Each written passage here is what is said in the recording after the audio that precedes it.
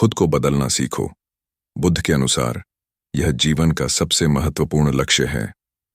बुद्ध ने हमें सिखाया कि जीवन में दुख और संतोष हमारी अपनी सोच और कर्मों पर निर्भर करता है, और जब तक हम अपने भीतर बदलाव नहीं लाते तब तक हम स्थायी सुख नहीं पा सकते। खुद को बदलना किसी जादू की तरह नहीं होता।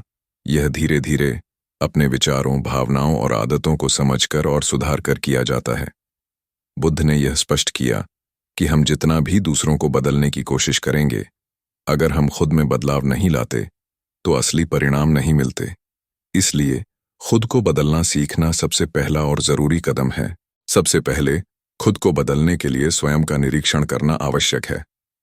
बुद्ध ने कहा कि आत्मनिरीक्षण सबसे शक्तिशाली साधन है। हमें यह समझना होगा कि हमारे विचार हमारे जीवन को आकार देते हैं। जब हम नकारात्मक सोच रखते हैं तो वह हमारी आदतों, व्यवहार और निर्णयों को प्रभावित करती है।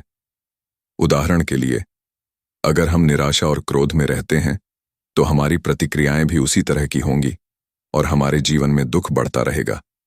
इसलिए सबसे पहला कदम है अपने विचारों और भावनाओं को समझना और यह जानना कि कौन से विचार हमें रोके हुए हैं और कौन से हमें आगे बढ़ने में मदद कर सकते हैं। दूसरा महत्वपूर्ण तत्व है सही समझ और दृष्टिकोण। बुद्ध ने 4 आर्य सत्य की शिक्षाओं के माध्यम से हमें बताया कि दुख का कारण हमारी इच्छाएं और आसक्तियां हैं। जब हम यह समझ लेते हैं कि हमारी इच्छाएं अनंत हैं और असली संतोष बाहरी चीजों में नहीं बल्कि हमारे भीतर है, तो हम धीरे धीरे अपने जीवन में संतोष और शांति ला सकते हैं। खुद को बदलना यही सीखता है कि हर परिस्थिति में क्रोध, ईर्ष्या, लालच या नकारात्मक भावनाओं का पालन न करें, बल्कि समझदारी, धैर्य और संयम को अपनाएं। इसके बाद सकारात्मक आदतें अपनाना बेहद जरूरी है। बुद्ध ने बार बार यह बताया कि हमारा जीवन हमारी आदतों का परिणाम है। अगर हम नकारात्मक आदतों को बदलकर सकारात्मक आदतें अपनाएं तो हमारा मन बदलता है और जीवन बेहतर होता है। उदाहरण के लिए, अगर कोई व्यक्ति हर बात पर गुस्सा करता है तो वह स्वयं को और दूसरों को दुखी करता है। अगर वह धैर्य और सहनशीलता की आदत अपनाता है तो उसका जीवन धीरे धीरे शांति और संतोष से भर जाता है। इसीलिए खुद को बदलना सीखने का मतलब है रोजाना छोटे छोटे कदम उठाना और धीरे धीरे अपने जीवन में सकारात्मक बदलाव लाना। ध्यान और मानसिक अनुशासन भी खुद को बदलने का एक बहुत शक्तिशाली तरीका है। बुद्ध ने ध्यान, मेडिटेशन को हमेशा आत्मबोध और मन की शुद्धि के लिए महत्वपूर्ण बताया। जब हम ध्यान करते हैं तो हम अपने भीतर की अनावश्यक चिंताओं, भय और नकारात्मक भावनाओं को पहचानते हैं और उन्हें नियंत्रित करना सीखते हैं। ध्यान से मन शांत होता है, विचार स्पष्ट होते हैं और हम अपने कर्मों के प्रति सचेत हो जाते हैं।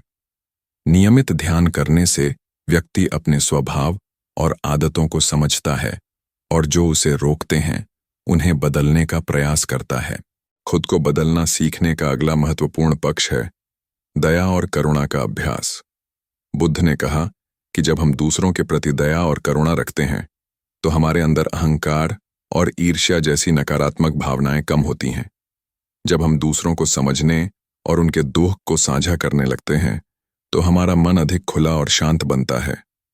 करुणा से व्यक्ति अपने स्वभाव में परिवर्तन लाता है, क्योंकि वह केवल अपने लाभ और सुख के लिए नहीं बल्कि दूसरों के भले के लिए भी काम करता है।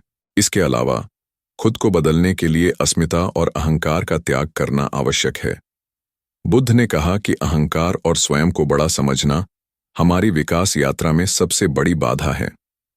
जब हम अपने अहंकार को त्यागते हैं तो हम सीखने के लिए खुल जाते हैं और अपने भीतर सुधार की संभावनाओं को पहचानते हैं। अहंकार के बिना हम अपने गलतियों को स्वीकार कर सकते हैं और उन्हें सुधारने का प्रयास कर सकते हैं। यही बुद्ध की शिक्षा है कि खुद को बदलने का मतलब है अपने भीतर के दोषों और कमजोरियों को पहचानना और उन्हें धीरे धीरे सुधारना। खुद को बदलने का एक और पहलू है सकारात्मक सोच और आत्मविश्वास। बुद्ध ने सिखाया कि हमारा मन ही हमारा सबसे बड़ा मित्र और सबसे बड़ा दुश्मन दोनों हो सकता है। अगर हम सकारात्मक सोच रखते हैं तो जीवन में कठिनाइयां भी हमें मजबूत बनाती हैं। अगर हम निराशा और भय में रहते हैं तो वही हमारे पतन का कारण बनता है। इसलिए खुद को बदलना सीखने का मतलब है अपने मन को नियंत्रित करना, नकारात्मक विचारों से दूर रहना और हर स्थिति में सीखने और सुधारने की मानसिकता रखना।